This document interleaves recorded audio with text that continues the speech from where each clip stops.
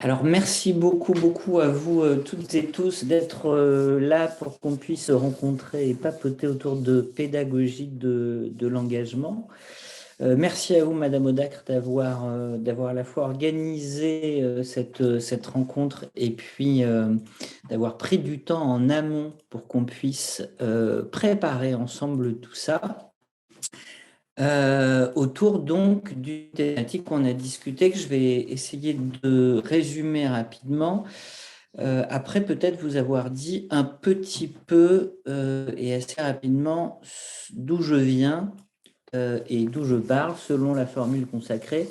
Donc en deux mots, moi j'ai commencé ma carrière dans l'éducation populaire et j'ai notamment beaucoup travaillé sur la pédagogie de la décision. Donc sur des pratiques alternatives de pédagogie institutionnelle en colo avec des enfants et des ados. Et puis j'ai été instituteur freiné pédagogie institutionnelle. Et une grande partie de mon activité de recherche, c'est en fait une activité basée sur l'intervention auprès d'équipes pédagogiques. Je vous dis tout ça parce que ça va réapparaître dans ce que je vais vous dire ensuite.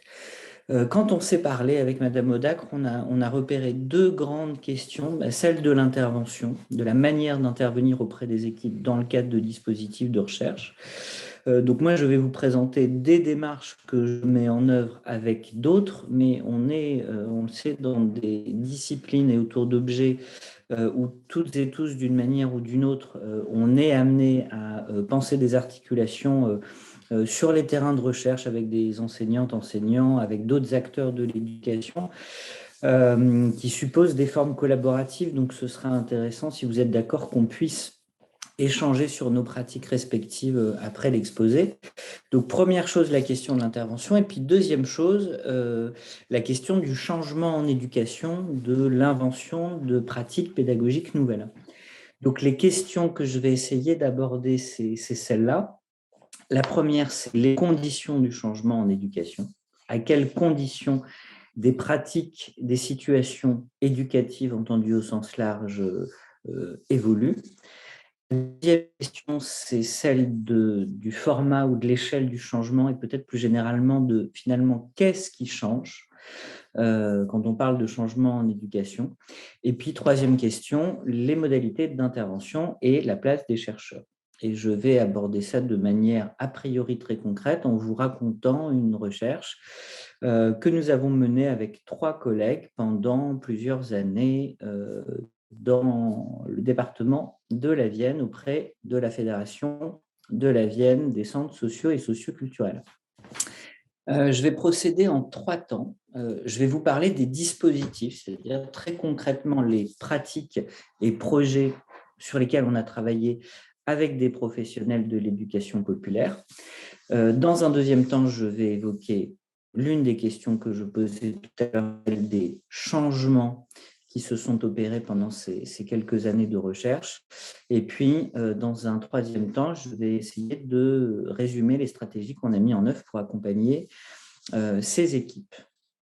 Mesdames et messieurs, est-ce que jusque-là tout va bien? Est-ce que ce petit programme vous convient? Alors, mais Oui, parfaitement. Super. Alors, on était, je ne l'ai pas dit, mais on était quatre. Un collègue qui est un praticien-chercheur, mais qui ne travaillait pas à l'université, qui s'appelle Jérôme Guillet, et qui fait de l'intervention auprès d'équipes et qui, par ailleurs, analyse ses pratiques et écrit. Une collègue qui s'appelle Marie-Hélène Doublé et PAST, donc qui a un mi-temps sur un terrain dans le champ de la formation, un mi-temps à l'université de Tours en sciences de l'éducation. Une collègue qui est en fait une professionnelle, qui est une déléguée départementale, une permanente des centres sociaux qui porte les projets, et puis moi-même, et ce petit groupe de 4 personnes a piloté, coordonné un grand nombre d'autres acteurs, à la fois dans l'expérimentation pédagogique ou les expérimentations pédagogiques, et puis dans la recherche elle-même, puisque c'est évidemment une question clé, cette idée de coopération dans la recherche même. Donc, les centres sociaux, ce sont des structures qui existent depuis maintenant un siècle. Il y a à peu près 1300 structures en France et il y a un système fédératif. Donc, vous avez une fédération nationale, vous avez des fédérations régionales, vous avez des fédérations départementales, et dans chaque département, des structures. Et à tous les associations, les supports administratifs de ces fédés et structures, qui fonctionnent avec des administrateurs, des bénévoles élus, donc un bureau, des bénévoles et des permanents. Et là, on se trouve dans l'une des fédérations départementales, qui est la fédération départementale de la Vienne, où il y a un peu plus de 20 structures qui toutes ont été engagées d'une manière ou d'une autre dans les projets. Ça, c'est une première petite remarque. Il y a un enjeu fort là, puisque les changements dont on va parler, il y a une visée des centres sociaux, que ces changements s'opèrent à une échelle relativement large. Plus de 20 structures dans un département et donc plusieurs centaines d'acteurs. Alors, de quel changement ou de quelle visée de changement on parle ? En fait, les centres sociaux ont eu, au moment de leur naissance dans les années 20, un projet très militant et politique avec une forte visée de transformation sociale. Le projet a évolué au fil des années. Il y a une vingtaine d'années à peu près, les centres sociaux se sont dit que, comme d'autres structures, ils s'étaient un peu éloignés de ce projet pour entrer dans une autre manière de travailler, peut-être plus en phase avec l'agenda du monde politique et moins en phase avec les visées militantes et transformatrices des origines. Et ils ont commencé à affirmer avec force un projet de développement du pouvoir d'agir des personnes et des communautés, ce qu'on appelle l'empowerment en anglais et qu'on traduit par DPA, développement du pouvoir d'agir. Et plus récemment, il y a eu une motion en 2017, lors d'une assemblée générale, disant que le projet se fédérait pour les publics jeunes, donc adolescents et jeunes adultes, autour de la pédagogie de l'engagement. C'est donc les centres sociaux qui disent on va faire en sorte de se diriger vers une pédagogie de l'engagement. Ce n'est pas quelque chose qui vient des chercheurs. Et dans ce cadre-là, plusieurs projets se sont mis en place et je vais en évoquer deux. Premier projet, c'est celui des ALSH émancipateurs. Les ALSH émancipateurs, c'est des ALSH, des centres de loisirs, qui accueillent à la journée des enfants et dans ce cadre-là, qui décident de rompre avec certains usages. Des usages comme la journée type, c'est-à-dire un déroulement de journée selon des horaires fixés par les adultes, relativement répétitifs. Un autre usage courant, un enchaînement d'activités proposées par l'adulte et animées par l'adulte et qui se déroule sous le contrôle de l'adulte qui seul détermine ce qui est pertinent ou ce qui ne l'est pas pour des enfants, la manière dont ils doivent s'engager dans les activités. Ces ALSH ont interrogé largement la place des adultes, l'utilisation des espaces, la liberté de circulation des enfants. Et pour le dire en deux mots, on est dans une logique de jeu libre ou d'activité libre. Il y a des espaces pensés pour rendre possible tout un tas d'activités. Les enfants s'engagent librement dans ces activités et les adultes sont là pour les accompagner et progressivement pour les aider à concevoir et à organiser des projets. Au tout début, ce dispositif, il est mis en œuvre par un petit nombre d'animateurs dans deux structures. Ça, c'est en 2012-2013. Et l'année suivante, trouvant ça absolument génial, la fédération départementale qui pilote toutes les structures se dit ce serait intéressant de diffuser. Et donc, ils tentent de diffuser, ils racontent ce qui se passe, ils expliquent, ils décrivent, et puis c'est tellement génial qu'ils se disent il suffit d'en parler pour que tout le monde ait drôlement envie de le faire. Et puis, évidemment, personne n'a envie de le faire et le projet ne se diffuse pas. Et donc, ils se posent cette question de comment ça fait qu'un truc aussi motivant apparemment ne motive pas les collègues et à quelles conditions une pratique pédagogique innovante se diffuse. Ils invitent un chercheur, Jérôme Guillet, ils lui posent cette question et Jérôme Guillet propose de créer un chantier école, c'est-à-dire une semaine où un collectif d'adultes de plusieurs structures vont co-encadrer des enfants pour de vrai, mais en utilisant la pédagogie qui a été inventée par les deux initiateurs.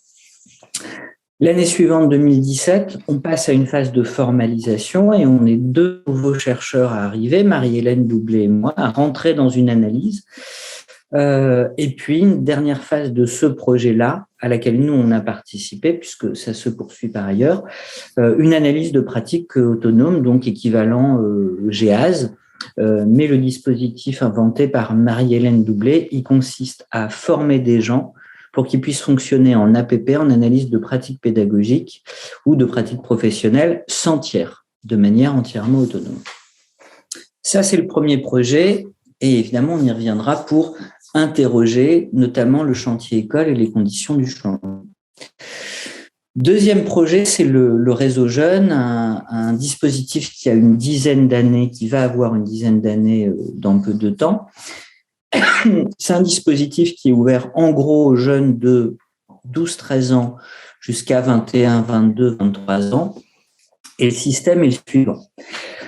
C'est une sorte de colonie de vacances courte sur 4 jours, pendant laquelle 50 à 60, 70 jeunes sont encadrés par 10 à 20 jeunes. Des jeunes qui ont entre, j'ai indiqué 13-18 ans, c'est très grossier. Là, dans celui sur lequel on a travaillé, certains étaient un peu plus jeunes. Et puis, 10 à 20 jeunes moteurs qui ont entre 15 et 20 ans. Et puis, il y a des adultes, une dizaine d'adultes qui sont présents et en soutien des jeunes moteurs qui encadrent les jeunes participants.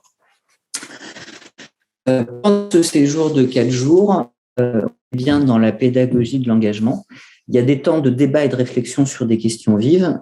Pendant ce séjour, le thème, c'était les médias et les influenceurs. On accueille des intervenants sur ce thème qui viennent faire travailler, réfléchir les jeunes.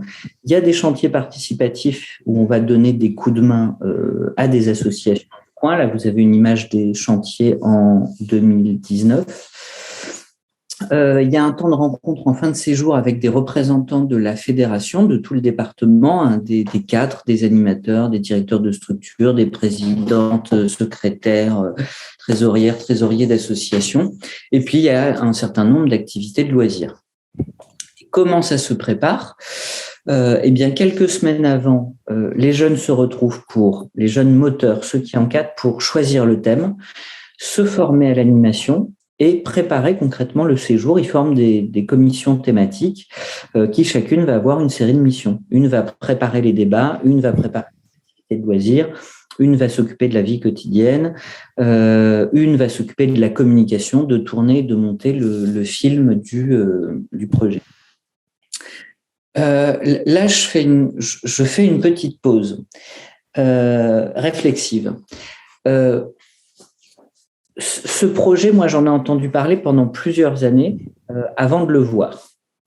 Et en fait, les gens de la fédération sont venus me voir parce qu'ils ont lu des choses sur les colos que j'encadrais il y a très longtemps, autour de la pédagogie de la décision, qui étaient également des colos dans lesquels 100% de l'encadrement était assuré par les jeunes, et une colo qui débutait avec un très petit nombre de règles, ce qu'on appelait la constitution, mais sans aucun règlement intérieur, sans aucun règlement sur des heures de coucher, sans aucun règlement sur des heures de repas, sans aucun règlement sur les circulations, sans aucune obligation d'activité. On travaillait en pédagogie institutionnelle. Ils avaient lu ça, ils m'ont appelé, j'ai entendu parler du projet, j'ai accompagné pendant 1 an l'équipe et j'ai finalement vu fonctionner une semaine, puisque pendant le séjour, j'étais intégré à l'équipe d'encadrants et on était tous à la fois animateurs et chercheurs. Et c'est un dispositif, quand on le voit, qui est extrêmement impressionnant. C'est-à-dire, il y a un niveau d'autonomie des jeunes que moi, dans ma carrière, j'ai rarement vu dans des environnements éducatifs. Et donc ça veut dire que les gens qui portent sont assez forts, et ils ont une caractéristique de gens qui sont assez forts, c'est qu'ils pensent qu'ils sont pas forts. C'est-à-dire qu'ils se rendent pas compte de la qualité de ce qu'ils font, et que donc ils sont dans une espèce de recherche permanente. Et donc quand ils m'appellent, ils disent rien ne fonctionne, il faut travailler. Et donc pendant 1 an, dans ce cadre-là, avec l'équipe, pour réfléchir ces dispositifs. Voilà un peu comment c'est né. J'évoque très vite un troisième dispositif, mais je n'y arrête pas, c'est les dispositifs d'aller vers, dans lesquels, au lieu de dire les structures proposent un programme d'activité et accueillent des familles, des adultes, des jeunes, des enfants, on va aller dans le quartier, on va aller dans les halls d'immeubles, dans les ascenseurs, chez les gens, dans la rue, et l'animation va aller se construire dans les espaces où vivent les gens. Et donc ça, c'est un troisième dispositif qu'on va analyser, mais là, je ne vais pas m'y arrêter parce que moi, j'ai travaillé directement sur les deux premiers et pas sur celui-là. Donc ça, c'était une première présentation, rapide ou assez rapide, j'espère, des dispositifs qui nous ont intéressés. Est-ce qu'avant de passer à la deuxième partie, vous avez des réactions ou des questions de clarification, d'explicitation?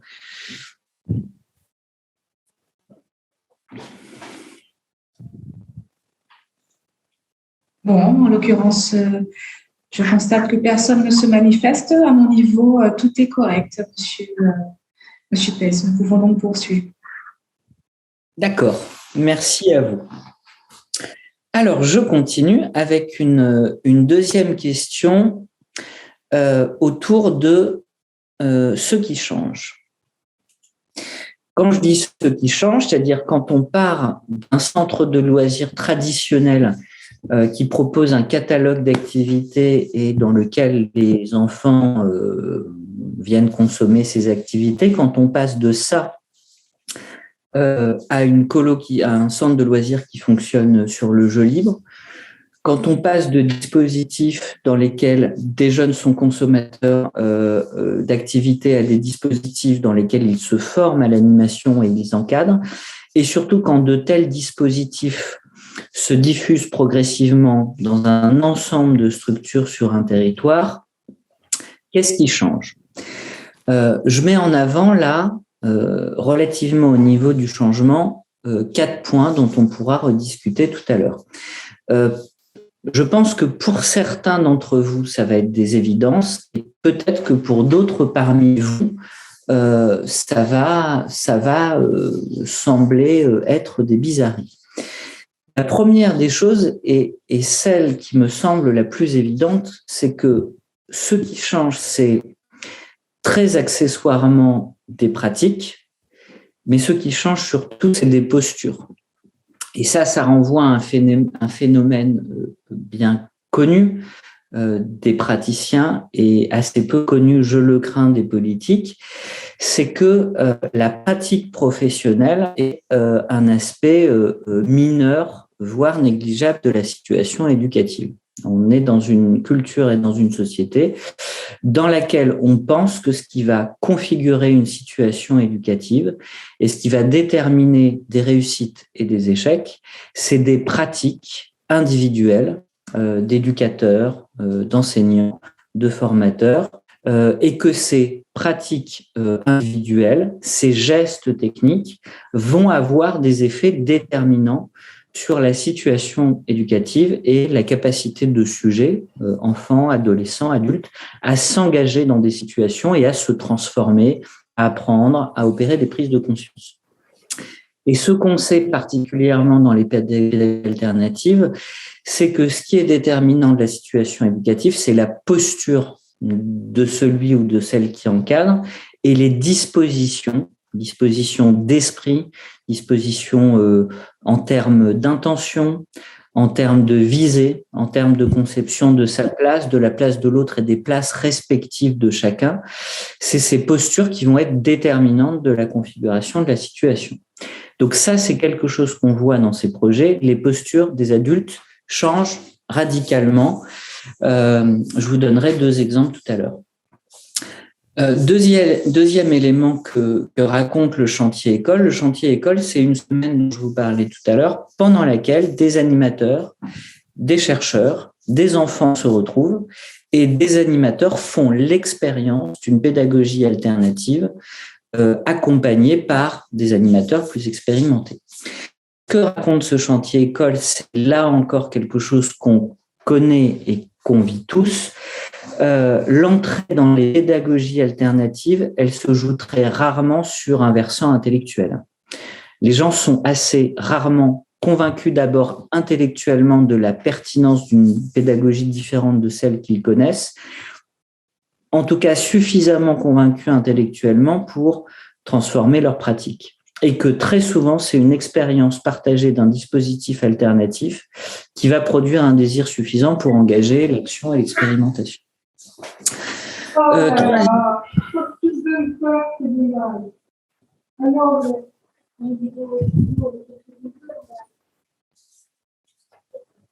Troisième point, je vais vous raconter un petit incident qu'on a vécu sur le réseau jeune. Donc, je vous redis en 2 mots, on a eu une année d'accompagnement d'une équipe d'une dizaine d'animateurs. Et puis, au printemps, ce collectif, c'est-à-dire les animateurs, le chercheur que j'étais et les pilotes, sont partis encadrer les jeunes moteurs qui eux-mêmes encadraient les jeunes participants. Et il y a eu un incident entre 2 jeunes. Il y a eu un conflit qui était assez peu important, assez peu sérieux.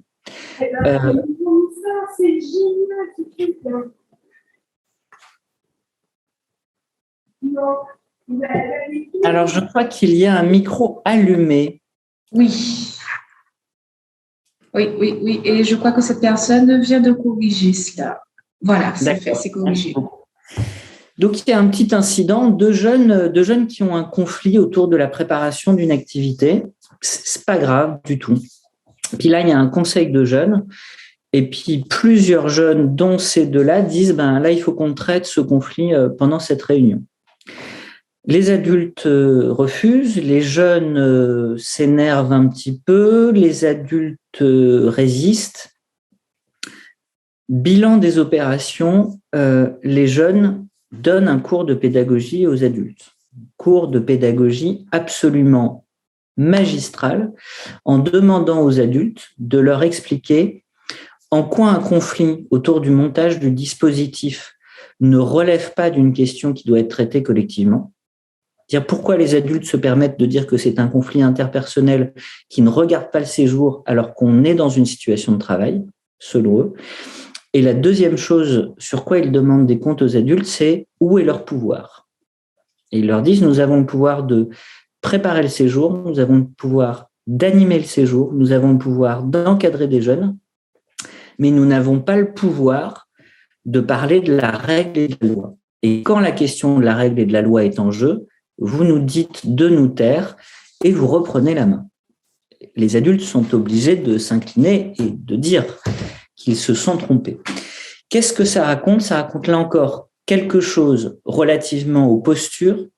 C'est-à-dire qu'on est dans une situation où des adultes ont pu passer assez aisément à une posture dans laquelle ils laissent la main sur des éléments de cadre technique et de contenu d'activité aux jeunes, mais depuis des décennies dans plein d'expérimentations pédagogiques, il y a toujours une manière de penser l'asymétrie entre le jeune et l'adulte qui fait que la question de la loi n'est jamais une question partagée ou très difficilement une question partagée. Ce qui forcément, moi, me fait réagir depuis la pédagogie institutionnelle, parce qu'on considère que la loi, c'est pleinement une question qui doit être délibérée au sein du collectif et avec les enfants. Et puis, dernier point autour de ce qui change, j'évoquais les pratiques individuelles et je disais que c'était très accessoire, que les postures étaient plus importantes. Et puis là, je vous propose une autre opposition entre pratiques individuelles et dispositifs. Qu'est-ce qui change ? C'est un petit peu les pratiques individuelles, mais c'est beaucoup les dispositifs. Le réseau jeune, c'est un dispositif. C'est un ensemble d'agencements, d'aménagements, de modes d'organisation, de manière de structurer le temps, de manière de structurer l'espace. Et ce serait évidemment idiot de dire c'est les pratiques qui sont importantes parce que, en fait, les pratiques individuelles, il n'y en a plus. Les pratiques individuelles d'adultes, il n'y en a plus, puisque les adultes ne sont plus en situation de faire leur métier d'animateur. Donc, c'est bien ailleurs que l'intervention porte sur autre chose qu'elle porte, et en l'occurrence, penser des dispositifs, s'occuper des dispositifs qui, eux, vont accueillir l'activité et les apprentissages des jeunes. Là encore, c'est dans le champ de l'éducation populaire, pas très fréquent, mais évidemment, en pédagogie institutionnelle, c'est une évidence, puisque ce qu'on dit dans une classe TFPI, technique freinée pédagogie institutionnelle, c'est que les adultes ne s'occupent pas des enfants. Les adultes s'occupent de la classe s'occupe des enfants, puisqu'on est dans une logique de médiation à la logique traditionnelle d'une relation interindividuelle entre un adulte et un enfant. Donc ça, c'est les 4 niveaux de changement qui s'opèrent au fil de la mise en œuvre de ce dispositif. Je mets en avant rapidement 3 éléments assez caractéristiques du projet avant de passer au 3e point, qui est celui des modalités concrètes d'accompagnement, d'intervention auprès de l'équipe. Vous voyez sur la diapo donc 3 éléments: les organisations et les structures, les modes de pilotage, les questions d'échelle et d'acteurs. Ce que je vous montre là, c'est finalement des espaces très restreints. C'est un centre de loisirs avec 50 ou 100 enfants et 10 ou 15 adultes, et le réseau jeune où on a un total de 80 jeunes, 10 adultes. Mais en fait, ça, dans le processus de changement global, c'est quelque chose de relativement restreint par rapport à l'ensemble des activités. En termes d'organisation et de structure, pour pouvoir mettre en place le réseau jeune ou pour pouvoir mettre en place l'ALSH émancipateur, il n'y a pas uniquement des modifications dans les limites que l'activité qu'encadre l'adulte. Il y a des changements assez radicaux des organisations. C'est-à-dire qu'en termes d'horaire, en termes d'espace utilisé et affecté à l'activité, en termes de cadre relativement aux missions reconnues aux adultes et aux prérogatives, il y a des changements extrêmement importants. Là encore, ce n'est pas surprenant. Dans des dispositifs pédagogiques alternatifs, c'est quelque chose qu'on constate toujours. Si on prend l'exemple de l'école, il y a des changements importants des modèles pédagogiques la plupart du temps quand on sort des limites de la classe, quand on éclate les limites de la classe et qu'on va penser des transformations plus globales de la structure. Deuxième élément, c'est les modes de pilotage. Vous avez dans le cadre de ce projet d'abord un très fort pilotage de l'ensemble des professionnels de terrain, c'est-à-dire des modes, pour utiliser un mot pas très joli, des modes de management dans lesquels c'est plus les managers officiels qui pilotent, mais toujours des pilotages très collectifs par des équipes et souvent par des partenaires, par les familles. Et puis, 3e élément, c'est que ces modes de pilotage vont fonctionner à diverses échelles.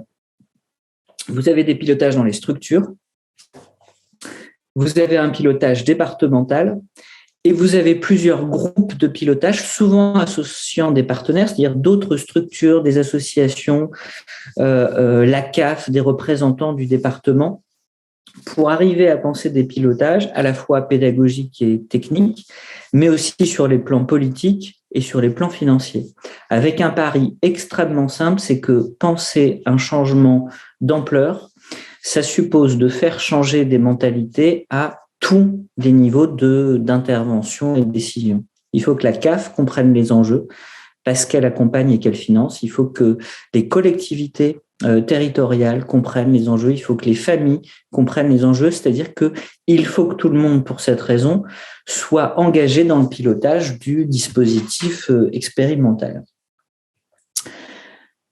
Est-ce que ça, c'était le 2e point? Qu'est-ce qui change et à quelle échelle ça change? Avant qu'on passe à la question des modalités d'accompagnement, est-ce que vous avez des questions, réactions, commentaires, demandes d'éclaircissement divers ou variés?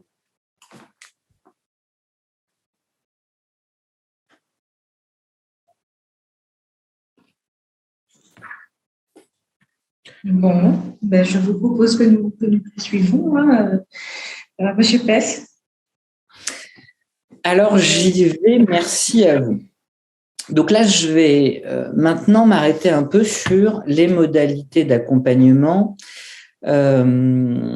et resituer d'abord les traditions dans lesquelles tous ces gens-là se situent. En deux mots, on mobilise là, dans un projet d'éducation populaire, des démarches qui, en fait, sont souvent mobilisées dans l'école et dans le travail social. Alors, ça dépend des intervenants. Là, parmi le groupe des 3 chercheurs, on n'a pas tous les mêmes terrains et les mêmes pratiques. Mais les dispositifs dont je vais vous parler, moi, j'ai été amené à les mettre en œuvre de manière assez exceptionnelle là dans l'éducation populaire, mais c'est des dispositifs qui ont été pensés dans l'école, dans le collège, le lycée, enfin dans des espaces d'enseignement et d'éducation.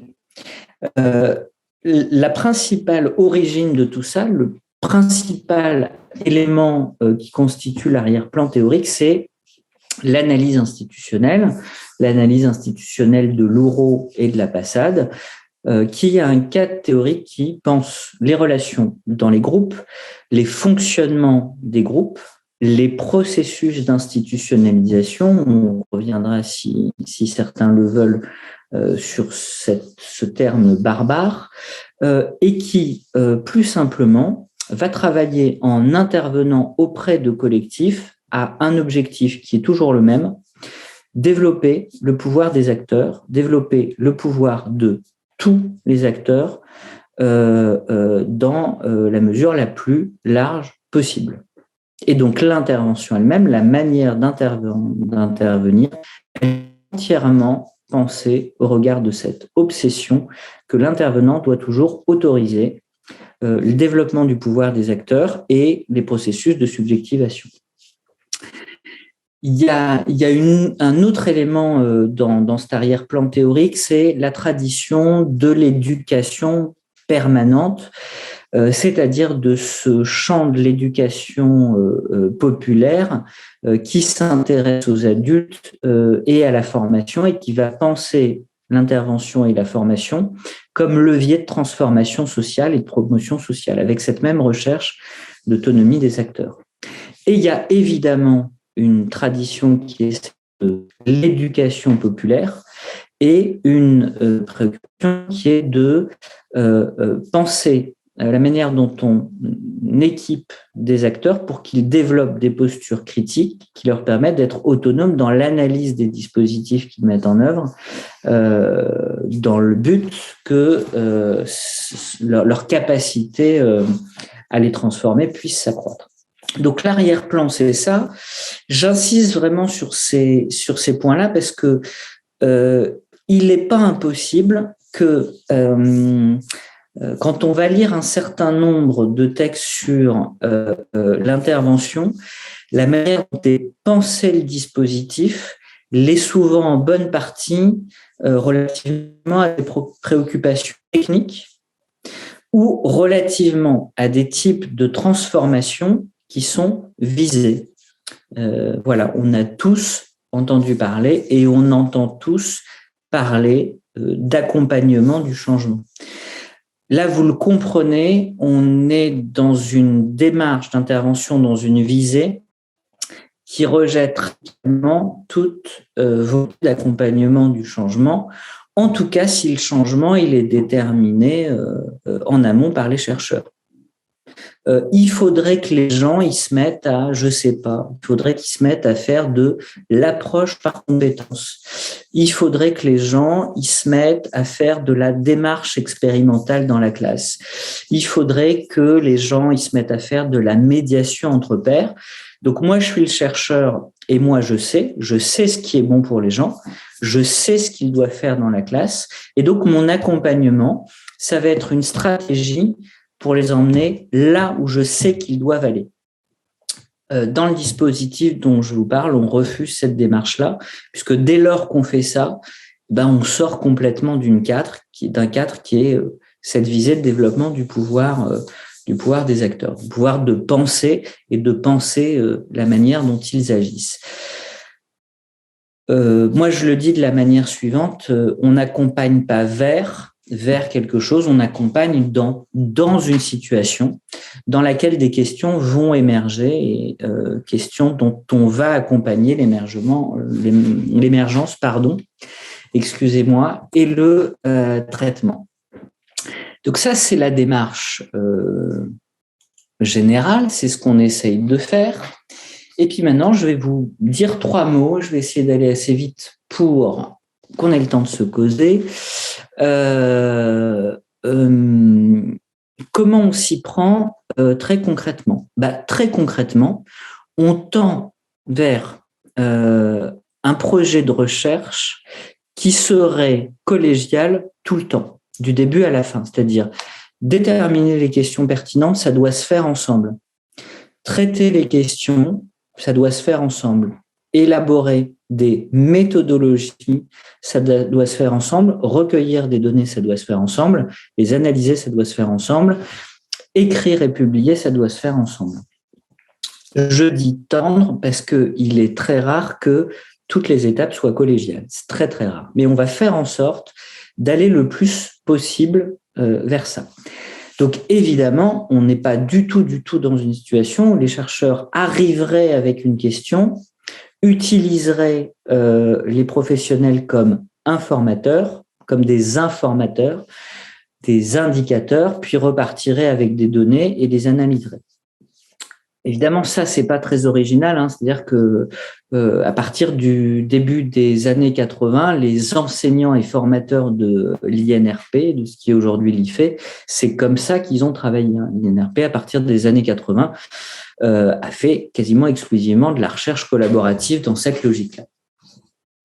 La deuxième question, et c'est peut-être la plus importante, c'est que tout le dispositif il repose sur un travail de construction des questions ou de construction des problèmes. De la même manière qu'on refuse d'arriver, nous, chercheurs, avec des questions, on refuse de prendre telles quelles les questions posées par les acteurs. Pourquoi ? Parce que nos questions, comme leurs questions, elles sont souvent déterminées par des définitions de la situation a priori. C'est-à-dire qu'on a des représentations, on a des théories soit naïves, soit complètement élaborées qui sortent des bouquins, et on va formuler les questions en définissant le problème a priori et très souvent avant d'avoir regardé en détail ce qui pose problème dans la situation. Et comme souvent on fait de l'intervention de crise, les professionnels sont dans des situations critiques très souvent parce que les définitions du problème qu'ils avaient jusque-là n'étaient pas les bonnes. Ils reformulent les questions avec ces mêmes cadres de référence. Les chercheurs les acceptent et du coup vont continuer la réflexion précisément dans le cadre théorique qui pose problème. Je vous donne un exemple très concret. Quand on fait de l'intervention de crise, et peut-être que certaines et certains d'entre vous en font, on peut assez facilement avoir des questions du type, des demandes de recherche du type comment travailler avec des élèves à besoins particuliers. Si on accepte la question en tant que telle, sous cette forme, on accepte toute l'idéologie qu'il y a derrière. Pour le dire simplement, on la connaît vous et moi très bien, c'est le modèle défectologique qui structure l'école depuis la fin du 19e siècle, c'est-à-dire la théorie de l'enfant défaillant. Quand une situation dans la classe est critique, c'est forcément parce qu'il y a une responsabilité individuelle liée à un trouble ou à un handicap. Toutes les maladies imaginaires inventées depuis un certain nombre d'années, les troubles du comportement, etc., c'est des moyens d'entretenir ce mythe défectologique ou ce mythe de l'enfant défaillant. Donc, si on prend la question telle qu'elle est posée, c'est-à-dire c'est un problème d'enfants qui ont des besoins particuliers, et c'est pas un problème de structure, et c'est pas un problème de pédagogie, et c'est pas un problème didactique, et c'est pas un problème d'organisation de la classe, et c'est pas un problème de place respective des enfants et des adultes, on ne fait que entretenir le cadre de référence qui fait que c'est le bazar. Le gros du travail, donc, dans les accompagnements, qui sont des journées complètes de travail avec des chercheurs et des animateurs, c'est d'arriver à revenir à des situations considérées comme critiques. Je vous donne un exemple. Dans le réseau jeune de l'année dernière, on se rend compte que les jeunes participants, ils sont très consommateurs et qu'en fait, on ne fait pas de la pédagogie de l'engagement. On fait de la pédagogie de l'engagement que pour ceux qui sont les jeunes moteurs. On va partir de ça, on va décrire les situations et en décrivant les situations, on va identifier des points de tension et ces points de tension vont permettre aux professionnels de se reconstruire des théories et ces théories vont leur permettre de construire des protocoles, de construire eux-mêmes des protocoles pour aller expérimenter des pratiques nouvelles sur le terrain. Troisième élément important, peut-être qu'on reprendra des exemples tout à l'heure parce que tout ça est probablement un peu abstrait. Troisième élément, ça vous l'avez compris, on est dans de la recherche impliquée, c'est-à-dire que les chercheurs ne sont pas du tout extérieurs. Les chercheurs sont encadrants dans les dispositifs de la même manière que les animateurs, les professionnels sont chercheurs dans une équipe de recherche pluriprofessionnelle. Et puis, autre élément évident, on analyse des phénomènes complexes, donc on n'est pas dans de l'analyse de variables. On ne va pas manipuler des variables dépendantes et indépendantes, on va faire de l'épistémologie de la pédagogie et notamment on va recueillir un très très très grand nombre de données sans savoir quelle est la question à laquelle on va répondre. Et c'est au fur et à mesure de l'élaboration, de la réflexion, de la théorisation dans les groupes qu'on va comprendre ce qu'on peut faire de ces données, où sont les nœuds, quelles sont les problématiques. Et donc, les questions de recherche, généralement, arrivent très, très, très, très tardivement et sont jamais éclairées par un type de données unique selon une logique d'analyse de variables. Quatrième et avant-dernier élément, on est dans de la construction ou de la co-construction de dispositifs ad hoc, c'est-à-dire qu'il n'y a pas de protocole ou de méthodologie d'intervention. C'est juste que l'intervention, elle s'appuie sur des temps où on est grosso modo autour d'une table, toujours pendant une journée ou 2 journées ou 3 journées, jamais pendant 1 heure ou 2 heures ou 3 heures, parce que ça ne laisse pas le temps à la pensée de se mettre en route. Donc ça, on sait qu'on a ça. Et puis, on sait qu'on a des temps de co-intervention auprès des publics, mais pour le reste, c'est les questions posées qui vont déterminer ce qu'est le dispositif d'intervention. Et généralement, le chercheur, l'intervenant est force de proposition dans ces démarches-là, mais n'est pas l'auteur ou le seul auteur des dispositifs. Par exemple, quand le travail sur le réseau jeune a commencé, il n'était pas du tout prévu un co-encadrement du réseau lui-même par chercheurs et professionnels. On imaginait un co-encadrement beaucoup plus souple. On n'avait pas non plus imaginé qu'il y aurait des temps de recherche, de réflexion, d'élaboration théorique intégrés la nuit en l'occurrence, parce que c'est là qu'on avait du temps, pendant le séjour lui-même. Et puis, dernier élément peut-être sur le copilotage et les limites du copilotage. On est très souvent pris dans une tension en tant qu'intervenant qui accompagnons ce type de changement, c'est les représentations qu'ont les professionnels de qui est le chercheur. Et d'abord, les professionnels pensent souvent que les chercheurs travaillent en analyse de variables et s'attendent et espèrent des protocoles souvent extrêmement formalisés et relativement arrêtés, décrits en amont de l'action. Et puis le deuxième élément qui est plus important et plus problématique, c'est qu'il y a une forte perception du chercheur comme celui qui évalue, celui qui est en capacité de rendre compte des effets bénéfiques d'une action ou de ses limites par un travail d'évaluation. Que très souvent dans des interventions, et c'est l'une des raisons pour lesquelles là, on parle d'un projet qui a fonctionné sur 5 à 6 ans. Ces interventions sont très longues parce que le temps de construction des places et de construction des collectifs de recherche pluriprofessionnels qui s'entendent sur une démarche, pas seulement sur une méthode, mais sur des principes épistémologiques et éthiques de recherche, est quelque chose d'extrêmement... Il est 53 et donc je me tais. Ça a été un peu long, je suis désolé, mais a priori, il nous reste du temps pour discuter.